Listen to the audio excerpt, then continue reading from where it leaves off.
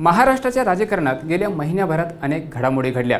त्यामध्ये आरोप प्रत्यारोप, विधिमंडळात कृषी मंत्री खेळत असलेला रमीचा डाव, कॅन्टीन कर्मचाऱ्याला मारहाण, महादेव मुंडे हत्या प्रकरण, हे सर्व विषय मुख्यमंत्री देवेंद्र फडणवीस यांनी आरोपाच्या धुऱ्यातही आपली भूमिका निभावताना उगाच कुणावर अन्याय होणार नाही याची दक्षता घेऊन निर्णय घेतले।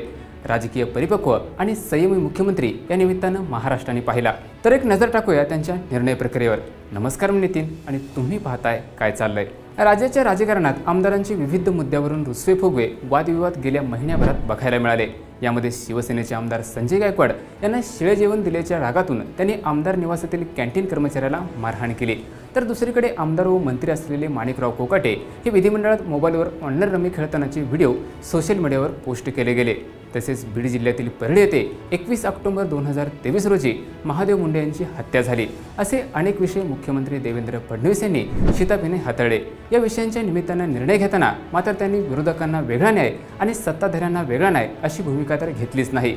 शिवाय ज्यांच्यावर कारवाई करण्याची वेळ आली तेव्हाही त्यांना दिली जाणारी शिक्षाही विनाकारण अधिकची दिली जाणार नाही याची त्यांनी खबरदारी घेतली। मुख्यमंत्री देवेंद्र फडणवीस यांनी बीड जिल्ह्यातील परळी येथील महादेव मुंडे हत्या प्रकरणाचा तपास करण्यासाठी IPS अधिकारी पंकज कुमावत यांच्या अध्यक्षतेखाली SITची नेमणूक करून महादेव मुंडे यांच्या पत्नी आणि कुटुंबियांना दिलासा दिला। गेल्या 21 महिन्यात या संपूर्ण प्रकरणाचा वृत्तांत मुख्यमंत्री देवेंद्र फडणवीस यांच्या कानावर ज्ञानेश्वर मुंडे यांनी घातल्यानंतर फडणवीस यांनी ठोस निर्णय घेत या प्रकरणी कुणालाही सोडणार नसल्याचा विश्वास व्यक्त केला आणि बीडच्या पोलीस अधीक्षकांना दूरध्वनीवरून संपर्क साधत कारवाईचे आदेशही दिले। यातून हे स्पष्ट झालं की आरोप होत राहतील, तसेच सामान्य माणसाला न्याय देताना कायदेशीर प्रक्रियेत दिरंगाई न होता योग्य तो न्याय देता येईल अशा प्रकारे त्यांनी आदेश दिले। राष्ट्रवादी शरद पवार गटाचे आमदार रोहित पवारांनी माणिकराव कोकाटेंचे विधिमंडळात मोबाईलवर ऑनलाईन खेळतानाचे व्हिडिओ सोशल मीडियावर पोस्ट केले।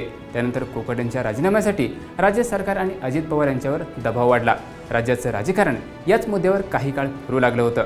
कोकाटेंचा राजीनामा घेतला जाईल असे राजकीय पंडितही जीव तोडून मांडू लागले होते। मात्र मुख्यमंत्री देवेंद्र फडणवीस यांनी या राजकीय धुळ्यात शांत राहून कोकाटेंचा राजीनामा फक्त काही व्हिडिओ प्रसारित झाल्यानं घेणं योग्य ठरणार नाही हे स्पष्ट करतच जेवढा दोष तेवढी शिक्षा या न्यायानं कोकाटे यांचं खातेपालट करून त्यांना पुन्हा एकदा मंत्रिमंडळात एक संधी दिली। कोकाटेंचं कृषी मंत्रिपद काढून घेत त्या पदावर पुण्याच्या इंदापूर मतदारसंघातून तिसऱ्यांदा विजयी झालेले दत्तामामा भरणे यांना बसवले, तर कोकाटे यांना क्रीडा मंत्रिपद बहाल केले।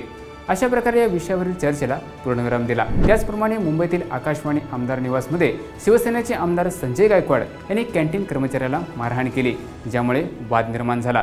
निकृष्ट दर्जाच्या डाळीवरून झालेल्या मारहाणीच्या घटनेनंतर राजकीय वर्तुळात आमदार संजय गायकवाड यांच्या कृतीवर नाराजी व्यक्त केली गेली। या प्रकरणी मारहाण करणे हे चुकीचं असल्याचं म्हटलं गेले। तर दुसरीकडे आमदार निवास मारहाण प्रकरणातील कॅन्टीन प्रशासनाकडून गुन्हा दाखल करण्यास नकार देण्यात आला। या प्रकरणाची गांभीर्याने दखल घेत मुख्यमंत्री देवेंद्र फडणवीस यांनी नाराजी व्यक्त केली। तेवढंच नाही तर लोकप्रतिनिधींच्या अशा वागणुकीबद्दल त्यांनी सभागृहात थेट जाहीर नाराजी व्यक्त केली। तसेच पोलिसांनी या प्रकरणाची चौकशी केली पाहिजे आणि पोलीस त्यांची चौकशी करतील यासाठी कुणाचीही तक्रार येण्याची गरज नसल्याचं फडणवीसांनी सांगितलं। काही गुन्हे दखलपात्र असतात, काही अदखलपात्र असतात, त्यानुसार याबाबतची कारवाई होईल। शेवटी किती ताकद लावली गेली त्याच्या आधारावर त्या गुन्ह्याचं स्वरूप ठरतं। पोलिसांना कारवाई करू द्या, ते योग्य कारवाई करतील असे सांगत देवेंद्र फडणवीस यांनी त्या विषयाचा निपटारा केला आणि गेल्या महिन्याभरापासून राज्यात सुरू असलेल्या विविध मुद्द्यावर कायद्याच्या चौकटीत राहून मार्ग काढले। तसंच काही राजकीय आरोप प्रत्यारोपांच्या वावटळीत कुणावर अन्याय होणार नाही यासाठी ठाम भूमिका फडणवीस यांनी घेतल्याचं स्पष्ट होत आहे। त्यामुळे महाराष्ट्रात कायद्याचं राज्य आहे आणि राज्यातील सरकार सर्वांना न्याय देणार असल्याचं वरील सर्व उदाहरणावरून दिसून येतं। तर असेच राजकीय व्हिडिओ पाहण्यासाठी आमच्या काय चाललंय पेजला सबस्क्राईब करायला विसरू नका आणि तुम्हाला व्हिडिओ आवडल्यास त्याबद्दल आम्हाला प्रतिक्रिया कमेंट बॉक्समध्ये नक्की कळवा।